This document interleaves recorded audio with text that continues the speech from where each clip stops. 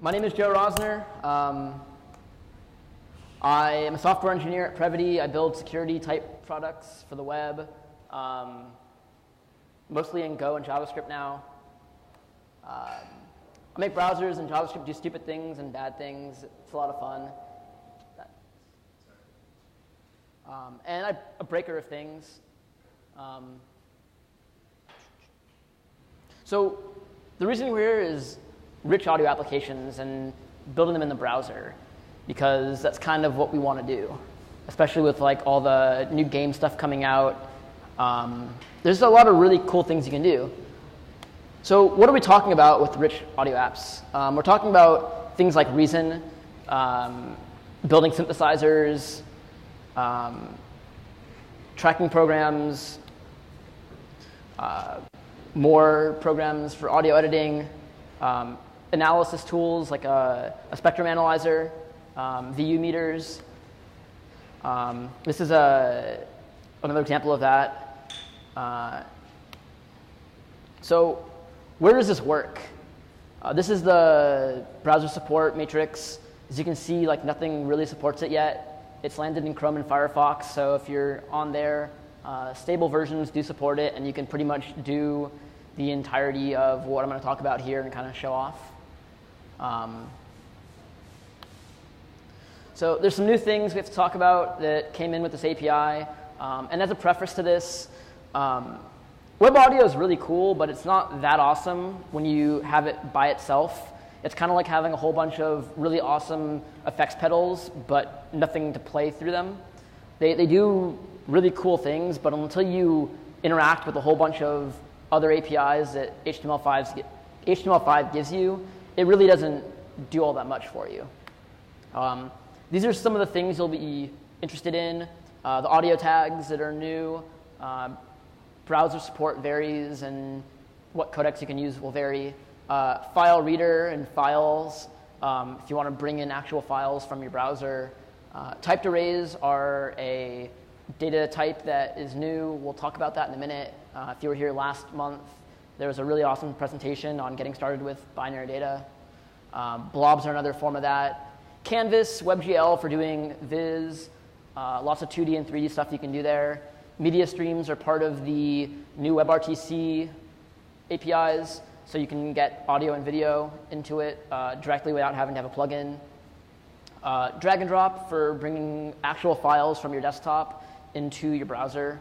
And XHR2, which are some additions that let you use things like file blobs as a type to return rather than just plain text.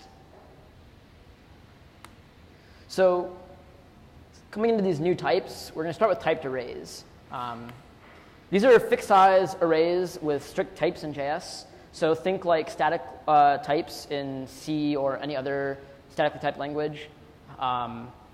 You basically have these things that can store data within a specific type.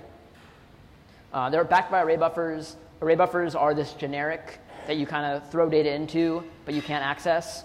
You can add things into them, but until you attach a view to it, you really can't do anything with it. Data views are one of the ways you can do that, which is a generic way to say, hey, I want to pull out different types from this, or you can attach a specific type, say like a 8-bit integer or unsigned integer if you want. This is the latest spec. There's a lot of specs I'm going to be talking about in here just because I don't really have time to go over everything, and the specs are pretty great places to learn about the rest of what it can do. Audio buffers are the next new type we're talking about. This is actually part of the Web Audio API. This is what backs your actual audio files in the browser. They're used to store channel-separated PCM data, and PCM data is your actual waveform, and it can vary depending on the sample rate and the channels. They can't be accessed like normal arrays or buffers, but they do provide methods, so you can do like get channel 0 or get channel 1 and pull out the actual channel data, and it will give you a typed array back of whatever it is. They're created by AUDIOCONTEXT, and this is what we're going to go to next is these AUDIOCONTEXT. These are really important If you've ever worked with like Canvas, this is the same type of thing you have to have as a context. So like I said, similar to Canvas context, they are used to create all of the elements you're going to be using and kind of drive the entire chain of what you're going to be building. They're basically how you interact with the Web Audio API, and they come in two flavors. There's online and offline. And online is used for real-time playback or processing. So if you want to do something like playback an audio file that you bring in, and you want to do a whole bunch of stuff with that in real time, like playback or real-time analysis for a spectrogram or VU meter, this is what you're going to use. The offline is used for faster than real-time processing, and it's not guaranteed to be faster, but it has the potential to be. So if you wanted to go process an audio file and then save it out as a new file, you could totally use that to do it.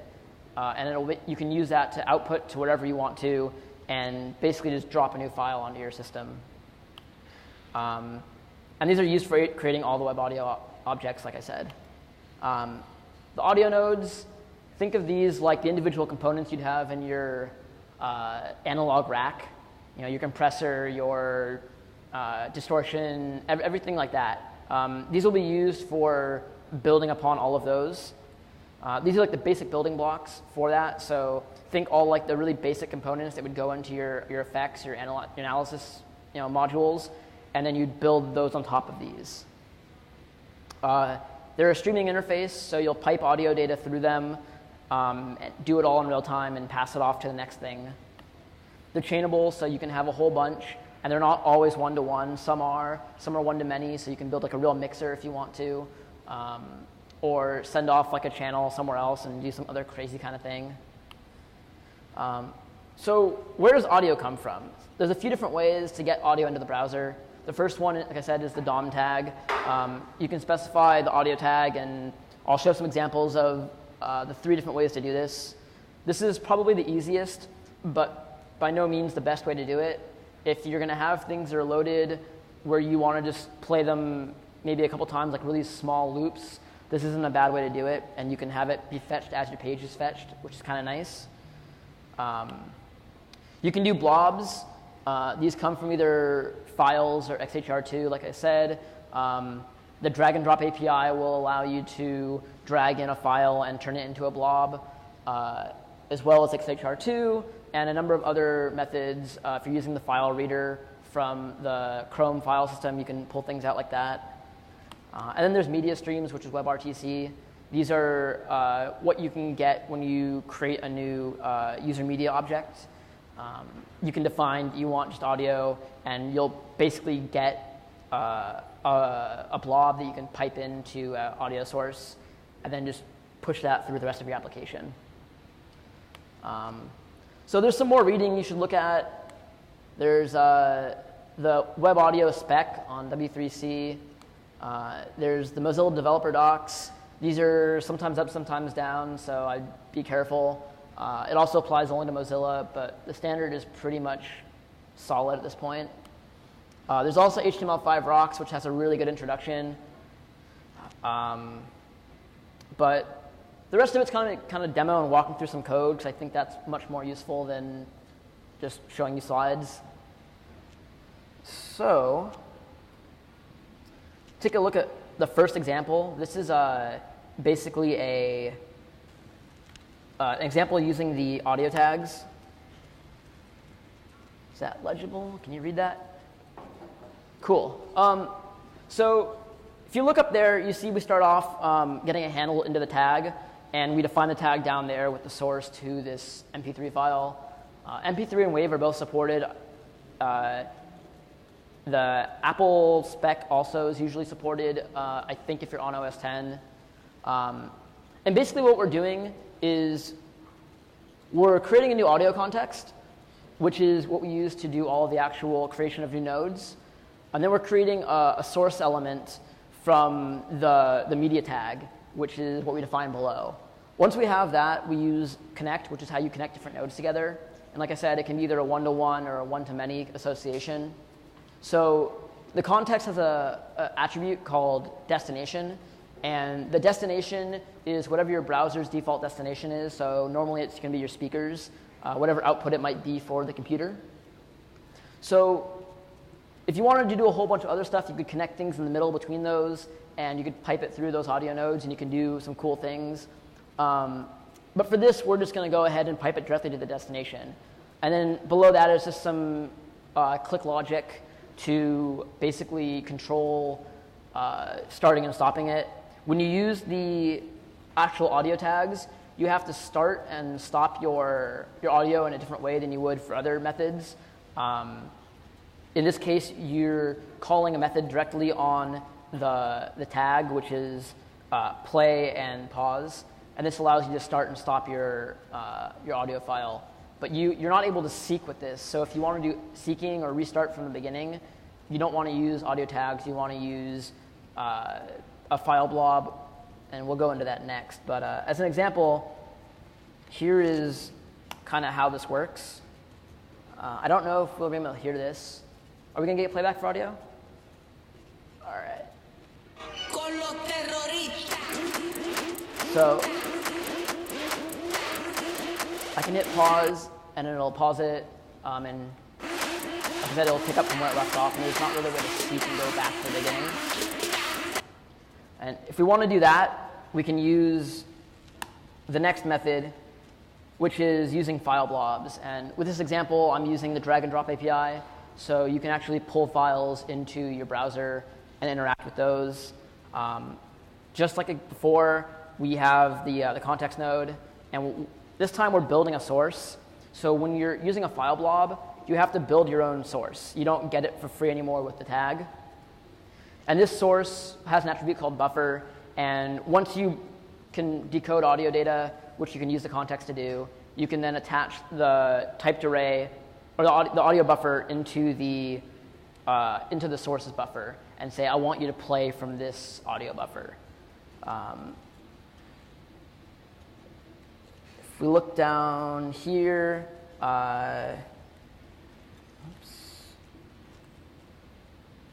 we're basically just doing the same thing, attaching some stuff for the drag and drop. But the real magic happens right here. So this is the method that's getting called to do the actual reading. So when you drop a file in, it's going to go ahead and use the file reader to read it in as an array buffer. And this returns an array buffer that we can use to assign to the actual audio buffer. We pull that in. We call below there the decode audio data, which we pass in the array buffer that we read in before with a success callback.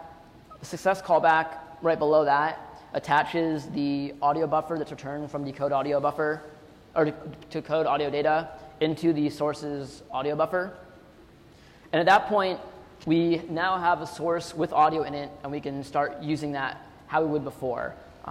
This example shows something you can do, which is, like I said, building audio nodes and building components how you would for an analog rack mount system. In this case, I built a gain node. This is one of the built-ins you get for free. You just call create gain from the context. And there's attributes in there that allow you to change your gain. You can do it in real time.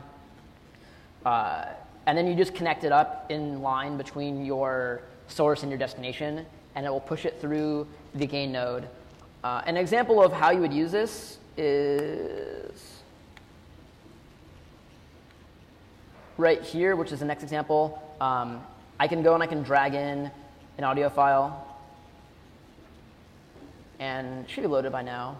We can start it up.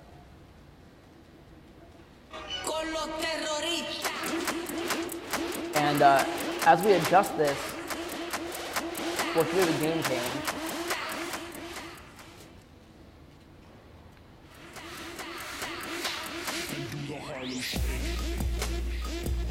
And so if you wanted to build like a mixer, this is how you could do channels for it. And you could raise them up and down. You could do like a master channel where you'd pipe everything through there if you wanted to. But this is one way you can control the volume of the audio and actually mix your audio. The last example is going to show some of the visualizations you can do with this. This is a project I built a few weeks ago with some friends at the Hack Hollywood Hackathon. This is a much more complex example, but it can show some of the power you really have. So the way that you do analysis is you have these really cool things called analysis nodes. And these are built on top of the audio nodes. And these don't have to actually have a destination like the other ones do. You can pipe directly into these, and it can just go nowhere because it's literally only built for analysis. One of the cool things you get with this for free is fast Fourier transforms, which allow you to get basically the frequency data of what the waveform is playing out. So you can get a separation of all the frequencies that are making up the current section in time. And that's used for building like spectrum analyzers and other cool things like visualizations like that. And like I said, you just build it from the audio context. Up there, I'm creating the audio analyzer, and I'm connecting it in to everything else. And if we go back here, we can see that this is just an interval being set, and we can pull the analyzer node and get data in real time as audio is playing through it. And one of the things here we can do is build a spectrum analyzer, which is what that code does right there. And I can go in and show you what it actually looks like if this works. Cool. So this is an audio editing platform I built, like I said, a few weeks ago with a couple friends. This is entirely in the browser. There is no backend to it. You can literally host this as a file on your system, open it into your browser by dragging it in, and you have a full platform that will do tracking, cutting, looping, audio recording. You have a spectrum analyzer, waveform generation, ID3 tags. So lots of cool stuff.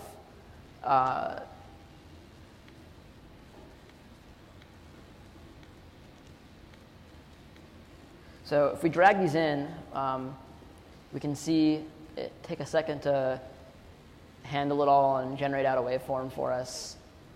But there we go. And we can drag a new one in and build another track.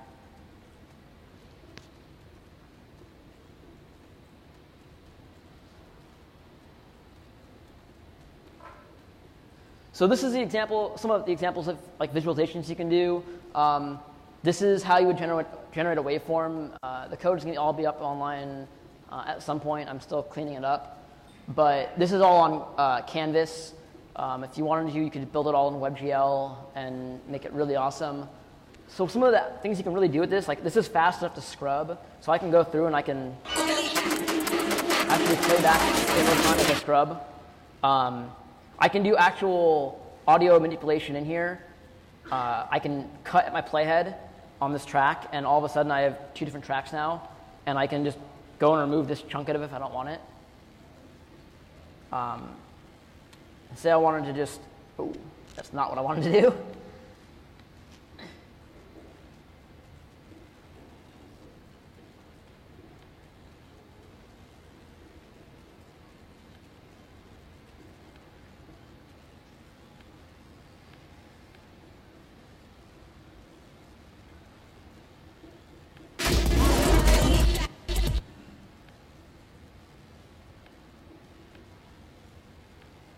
And you can see it's actually fast enough, and pretty fast also, to be able to recompute all this and build out an actual audio editing platform.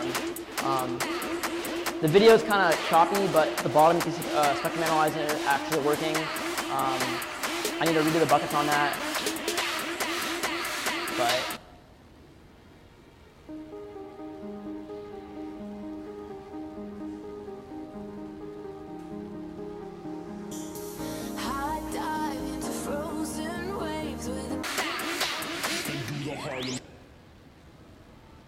and you can even do recording in it, which is, I think, even more awesome that you don't need Flash anymore to do this. And this all uses the WebRTC part. So once you accept this annoying little thing, you can go ahead and you can actually record some stuff, and oh, the recording's not working with the sound thing I'm doing. But, can anything? It does work. There's some problems with the audio software that we're using for recording. Can I just change it up here? Will this work if I will break it? It will break it? OK, so I can't demo the microphone, but if you come after, I'm happy to show it to you.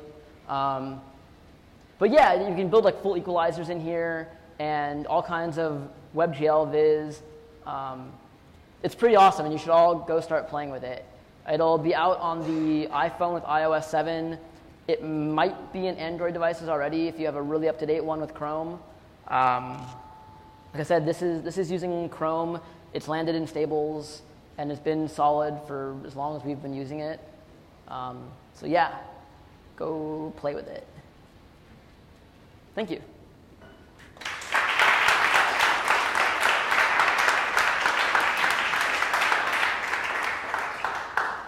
Yeah. On your Pro Tools JS, have you maxed out how many tracks you can do? No, but I know you can do a lot. Oh yeah, sorry. Have I maxed out the number of tracks I can do in the browser and the audio editing platform? And no, I haven't maxed it out. I haven't really tried, but I know you can get a lot. It's kind of limited by your computer's memory. There are file size limits, kind of, to how big you can bring into the browser using the drag and drop. But if you're using something like the media stream, you can pull that through the stream, and you don't really have problems until you hit the browser's memory limit. For actual files, you will, but I think with the audio tags, you can kind of hack around that. I haven't really played enough with it, but that's going to be browser specific. It's not going to be in the spec. Yeah, what's up? What exactly were you using to build the waveforms? Was that something? So what did I use to build a waveform? That's actually all custom JavaScript we wrote for it. It's on top of Canvas, and we're just drawing it.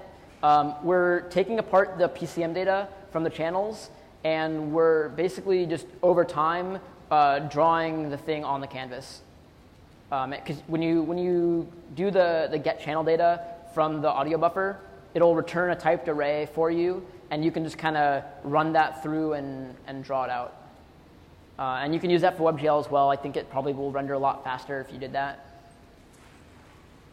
Yeah. Is there any sort of limit to how many audio nodes you can have or how many audio nodes you can connect to each other? I haven't found the limit, if there is one. Like I said, I think that's also going to be browser specific and not tied to the spec. I haven't seen anything in there. I know that you can do quite a lot because, like I said, it is all streaming. So as long as it can get through there, you may lose the real-time aspect of the playback because there's too much processing it has to do through all the nodes.